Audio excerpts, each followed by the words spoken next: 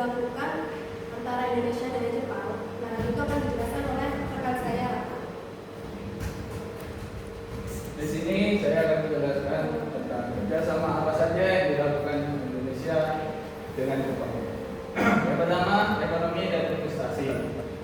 Baik, di sini saya akan menjelaskan bagian ekonomi dan investasi, yaitu perjanjian di Jepang untuk perdagangan bebas dan investasi besar di Jepang di sektor otomotif serta elektronik. Yang kedua, di bagian infrastruktur. Bagian ini kerjasama Jepang dengan Indonesia itu pembangunan proyek strategis nasional seperti MRT Jakarta dan Pelabuhan Batiban.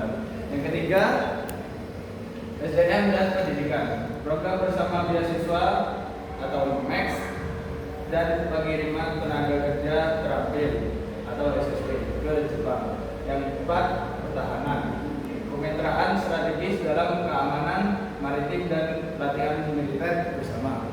Yang kelima, ada energi dan lingkungan, kerjasama transisi energi hijau dan teknologi mitigasi bencana alam. Yang keenam, ada kesehatan juga. Di sini kesehatan itu penguatan sistem kesehatan dan bantuan alat medis atau vaksin yang dilakukan Indonesia dengan Jepang.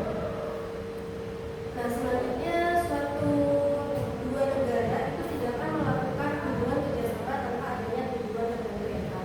Nah, di sini tujuan kerjasama Indonesia-Jepang bagi Indonesia yaitu untuk mengembangkan pertumbuhan ekonomi dan juga investasi, kemudian mempercepat pembangunan infrastruktur dan teknologi. Nah, di sini secara kritis perlu dicatat bahwa tanpa kebijakan nasional yang kuat, Indonesia beresiko hanya menjadi tempat produksi dan pemasok bahan baku, bukan sebagai pemegang penguasa teknologi. Nah, selanjutnya bagi Jepang, tujuan kerjasama ini adalah memperluas pasar industri Jepang dan memperkuat posisi strategisnya di Asia Tenggara. Nah, secara formal kita tahu bahwa hubungan ini itu satu menguntungkan. Namun kalau jika tidak secara strategis, secara struktural, hubungan ini tuh tidak sepenuhnya setara. Next. Baik, di sini saya akan menjelaskan lagi latar belakang Indonesia dengan Jepang. Berawal dari masa pendudukan 1942 sampai 1945, yang kemudian diresmikan secara diplomatik pada tahun 1958 melalui perjanjian perdamaian dan pembayaran papasan perang dalam bentuk pembangunan infrastruktur. Seiring berjalannya waktu, hubungan ini berkembang menjadi kemitraan strategis yang didasari oleh sifat saling melengkapi, yang dimana Jepang menentukan sumber daya alam dan pasar Indonesia, sementara Indonesia membutuhkan investasi secara transfer teknologi Jepang. Saat ini latar belakang tersebut telah bertransformasi dari sekedar hubungan ekonomi menjadi kerjasama komprehensif untuk menjaga kestabilan dan keamanan di kawasan Indo-Pasifik.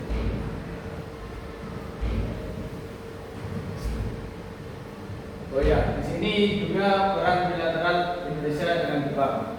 Hubungan ini berperan sebagai mitra strategis komprehensif di mana Jepang bertindak sebagai penyedia modal, teknologi dan kendaraan infrastruktur. Sementara Indonesia berperan sebagai penyedia sumber daya serta basis manufaktur utama. Ditingkatkan regional, keduanya berperan sebagai pilar stabilitas keamanan maritim di kawasan Indo-Pasifik, serta penggerak utama dalam percepatan transisi energi hijau dan pengembangan kualitas sumber daya manusia melalui transfer ilmu pengetahuan.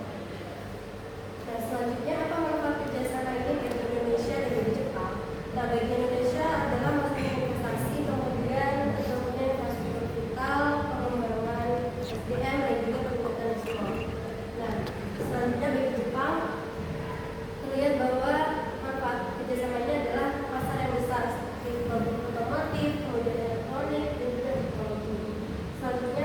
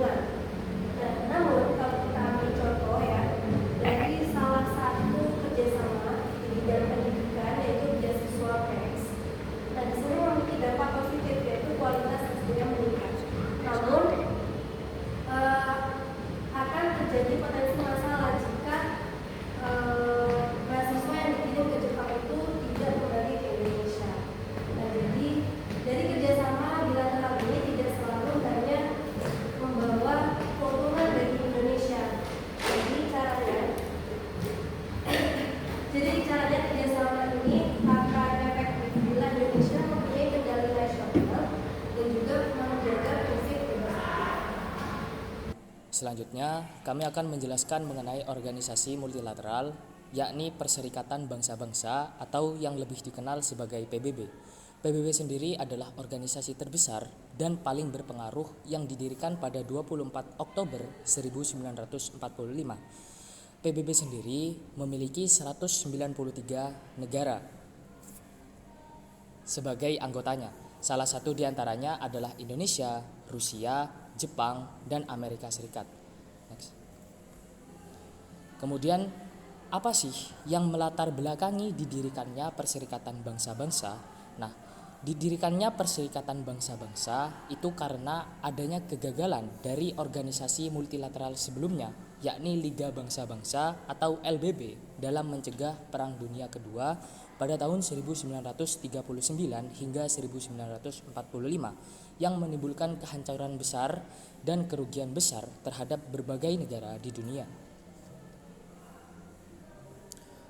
Tujuan untuk PBB di sini yaitu mencapai kepentingan nasional, mewujudkan perdamaian dunia, memperkuat keamanan dan kesejahteraan. Selanjutnya, manfaat PBB yaitu yang pertama, penguatan diplomasi dan hubungan internasional. Yang kedua, dukungan pembangunan dan kesejahteraan melalui TPB. Dan yang ketiga yaitu peran aktif dalam perdamaian dunia. Baik, mungkin sekian penjelasan dari kami mengenai organisasi multilateral Perserikatan Bangsa-Bangsa atau yang lebih dikenal dengan PBB. Baik, selanjutnya kami akan melanjutkan presentasi dari teman-teman kami yang sebelumnya. Sebelumnya perkenalkan, saya Adel Iceberg, absen 1. Saya Reni Zefianida, nomor absen 31. Saya Salita Amalia, 35. Di sini kami akan menjelaskan tentang kerjasama regional dimulai dari Caca. Nah, apa sih itu APEC? APEC atau juga disebut dengan Asia Pacific Economic Cooperation yang merupakan forum kerjasama ekonomi regional yang beranggotakan negara-negara di kawasan Asia Pasifik. APEC sendiri memiliki 21 anggota, termasuk Jepang, Indonesia, dan juga Malaysia. Latar belakangnya yaitu pertama, pesatnya pertumbuhan ekonomi kawasan Asia Pasifik. Kedua, meningkatnya ketergantungan ekonomi antar negara.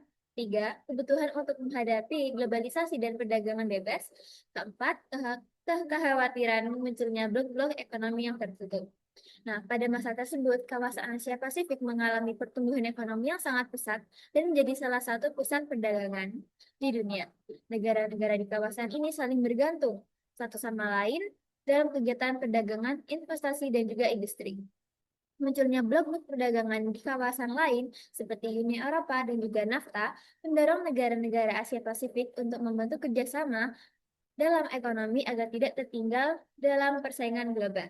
Oleh karena itu, dibutuhkannya forum kerjasama yang bersifat sukarela, terbuka, dan juga non-politis. Atas dasar tersebut, APEC itu didirikan pada tahun 1989 sebagai wadah kerjasama ekonomi. Tujuannya sendiri yaitu mendorong pertumbuhan ekonomi, lalu perdagangan bebas dan juga investasi antar negara dan anggotanya. Lanjut. Berikutnya,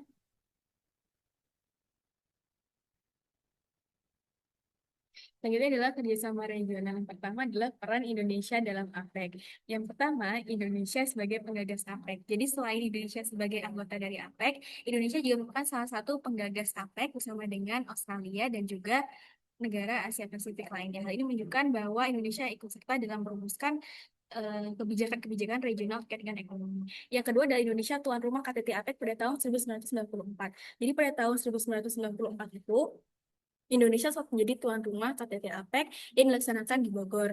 Nah, dalam hal KTT tersebut dibuatlah suatu kesepakatan bersama, yaitu kesepakatan untuk mewujudkan perdagangan dan investasi yang bebas dan juga terbuka. Yang ketiga, Indonesia aktif dalam program Ecotech. Apa sih Ecotech itu? Ecotech adalah Economic and Technical Cooperation yang meliputi pelatihan UMKM, pendidikan, dan juga pengembangan SDM. Yang ketiga ada ketahanan pangan dan juga adanya transformasi digital.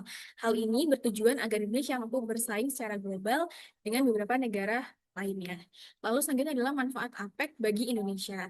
Yang pertama, meningkatkan ekspor dan investor asing.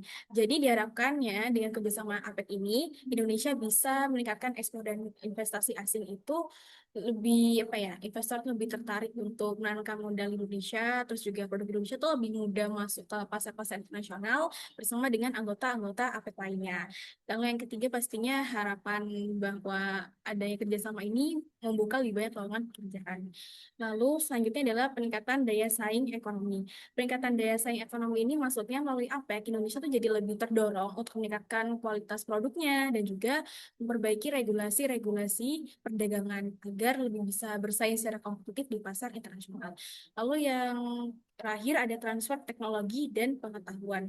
Nah, transfer teknologi dan pengetahuan ini pastinya bisa terjadi akibat dari kerjasama APEC, karena kan Indonesia juga bekerja sama dengan negara-negara anggota, yang mana mereka bisa saling berbagi terkait dengan perbaikan teknologi industri maupun juga berbagai macam pengalaman-pengalaman antar negara, sehingga bisa meningkatkan kualitas SDM-nya. Lalu yang terakhir ada bentuk kerjasama APEC. Bentuk kerjasama APEC ini yang pertama ada liberalisasi perdagangan dan investasi. Artinya mengurangi hambatan perdagangan. Jadi lebih bisa membuka peluang investasi asing agar arus barang, jasa, dan modal itu lebih bebas. Kedua ada fasilitasi perdagangan. Nah, hal ini berfokus pada permudahan proses perdagangan, sehingga perdagangan itu lebih cepat, efektif, dan juga murah. Lalu yang terakhir ada kerjasama ekonomi dan teknis atau ekotek itu tadi yang meliputi pelatihan UMKM, terus pendidikan pengembangan SDM, tanaman pangan, dan sebagainya, supaya terjadi pemerataan ekonomi bagi negara-negara anggota yang bergabung. Baik, selanjutnya. Nah, di sini saya akan membahas tentang kaitan APEC dengan ketahanan wilayah Indonesia. Nah, sebelum kita masuk, kita harus tahu dulu dong apa itu ketahanan wilayah. Jadi, ketahanan wilayah itu adalah kemampuan suatu wilayah bertahan dan berkembang dalam menghadapi ATHG. Nah, ATHG ini seperti adanya bahaya, terus juga adanya tantangan, hambatan, dan juga gangguan di mana ketahanan wilayah ini mencakup beberapa aspek, yaitu aspek ekonomi, sosial, politik, budaya, dan juga keamanan. Nah, selanjutnya apa sih kaitan APEC ini dengan ketahanan wilayah Indonesia? Nah, yang pertama yaitu mendorong perdagangan bebas dan investasi. Nah, melalui APEC, Indonesia ini kan pastinya akan mendapatkan akses yang jauh lebih luas ke negara lain. Nah, sehingga produk-produk Indonesia ini nantinya juga akan bisa diekspor dengan lebih mudah, dan juga investor-investor asing ini juga memiliki ketertarikan untuk menanamkan modalnya di Indonesia. Nah, dengan adanya hal tersebut, maka bisa meningkatkan aktivitas ekonomi yang ada di daerah dan juga membuka lapangan-lapangan kerja, kemudian juga memperkuat ketahanan ekonomi wilayah. Kemudian yang kedua adalah pemerataan pembangunan wilayah. Nah, dengan adanya pemerataan pembangunan wilayah, eh, misalnya investasi ini kan gak hanya masuk ke kota-kota besar, pastinya juga mempengaruhi investasi-investasi di wilayah sekitarnya. Nah, dengan adanya pembangunan yang merata itu tadi, maka ketimpangan antar wilayah bisa dikurangi, sehingga ketahanan wilayah Indonesia ini akan menjadi lebih seimbang. Kemudian yang ketiga, yaitu meningkatkan pendapatan masyarakat, di mana dengan adanya APEC ini, juga mendorong yang namanya peningkatan pendapatan masyarakat, pengurangan kemiskinan, dan penguatan UMKM jika masyarakat tersebut itu sejahtera. Jadi stabilitas sosialnya itu akan terjaga dan juga wilayah ini akan lebih siap untuk menghadapi yang namanya krisis-krisis global. Terima kasih. Baik, sekian presentasi dari kami. Mohon maaf bila ada salah kata. Wassalamualaikum warahmatullahi wabarakatuh.